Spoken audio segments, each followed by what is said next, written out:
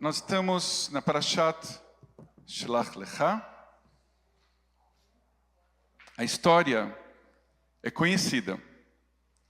Em pleno deserto, 12 líderes de Israel, um de cada tribo, foram destacados para investigar Canaã e depois contarem o que viram para uma multidão que ansiava chegar na terra prometida. Ao retornarem, eles disseram: dela realmente flui leite e mel. Eretz zavat chalav udvash. Até aqui, diz Rashi, grande sábio do século XII, eles falaram a verdade. Daquela terra realmente flui leite e mel. Mas, e quando vem um mais, as mentiras começam a fluir em abundância. 10 dos espiões declararam alarmados: o povo que habita na terra é poderoso. As cidades são grandes e fortificadas. Até filhos de gigantes vimos por lá. Mais adiante, continuaram a aumentar as histórias.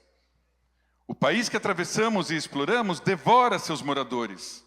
Todas as pessoas que vimos lá são muito grandes. Comparadas a elas, parecíamos gafanhotos. Sabendo que tudo aquilo era um exagero, outro dos espiões, Caleb, reagiu dizendo: espera aí, vamos subir de todo jeito até lá e tomar posse, pois certamente podemos conquistar aquela terra. Ao longo das gerações, essa história já deu vazão a muitas e muitas interpretações. Em 2022, inspirou uma parceria bastante incomum. Um compositor popular israelense, Shlomi Shaban, se juntou a um rapper, Havid Plotnik, e a um cantor racídico, Bretzlaver Shuli Rand.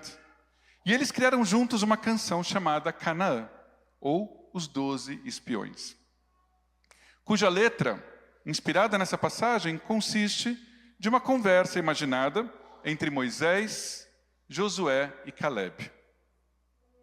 Na canção, sob o calor escaldante do deserto e sem um objetivo claro, quase sem armas e sem água, Moisés é incluído nessa história e ele caminha ao lado dos 12 espiões até Canaã.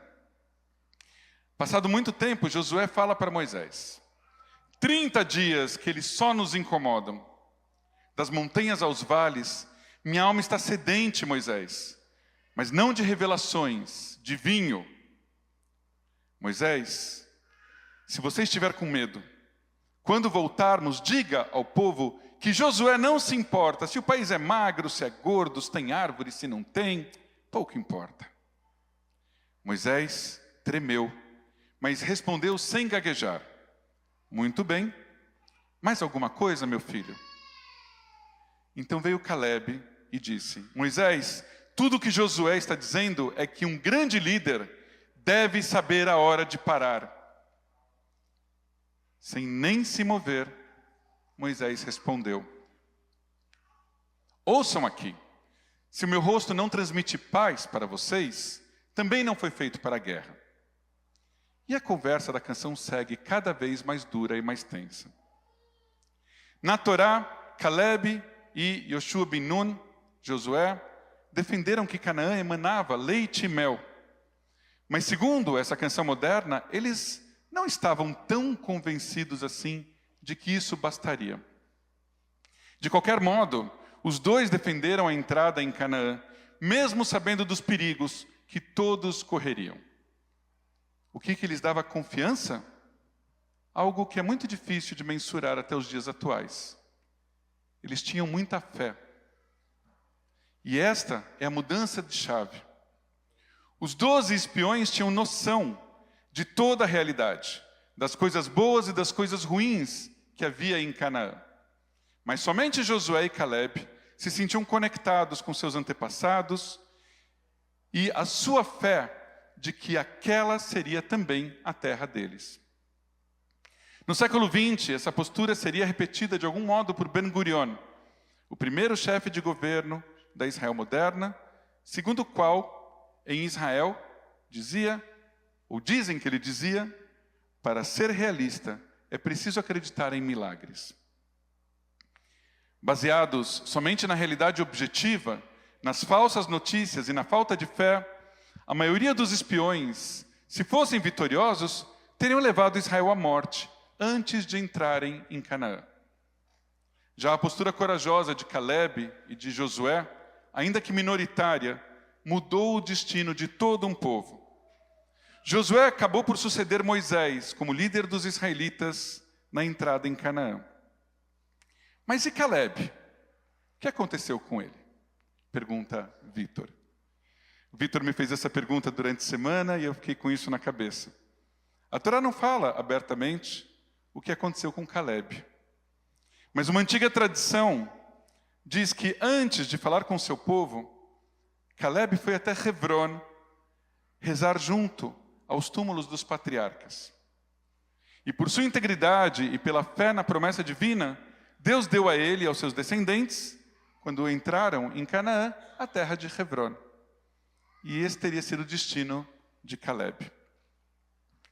A postura de Caleb é uma inspiração para os nossos dias. Israel é sim a terra do leite e do mel, com suas inúmeras possibilidades de geração de prosperidade. Por outro lado, viver em Israel, todos nós sabemos, não é nada fácil, nunca foi e nunca será. São muitos os desafios, alguns deles perigosíssimos. Desde 7 de outubro de 2023, em particular, com suas consequências para nós e para quem vive perto de nós. Meu professor, durante a formação rabínica, o rabino Michel Marmor, que vive em Jerusalém, escreveu hoje um longo pensamento do qual eu separei alguns trechos. Ele diz assim: já chega! Não vejo justificativa para as nossas ações em Gaza, nesta fase de uma guerra implacável. É hora de garantir que os famintos sejam alimentados e descobrir como algum futuro plausível pode ser criado. Já existem escombros e traumas suficientes para uma geração. Já chega. Fecha aspas. O rabino Marmor clama pelo fim de uma realidade nua e crua, sem tirar nem pôr. As fake news, que aumentam e pioram em muito esse quadro e essa realidade, eu não preciso contar para vocês aonde vocês podem encontrá-las. Mas o rabino Marmor não vive só a realidade. Assim como Caleb, ele nos ensina a ter fé. Se soubermos de onde viemos, ancorados nos valores éticos dos nossos ancestrais e dos nossos profetas, seremos capazes de superar tudo isso. Nos nossos dias, ter fé também significa colocar em prática os valores da Declaração da Independência do Estado de Israel, da qual cito um parágrafo, abre aspas. Nós estendemos a mão para a paz e a boa vizinhança com todos os estados vizinhos e seus povos, e os convidamos à cooperação e auxílio mútuo com o povo hebreu independente em sua terra. O Estado de Israel está preparado para doar a sua parte no esforço conjunto para o desenvolvimento de todo o Oriente Médio. Fecha aspas. E diante de toda a situação que a gente vive, eu só posso pensar que assim seja. Shabbat Shalom. Shabbat Shalom.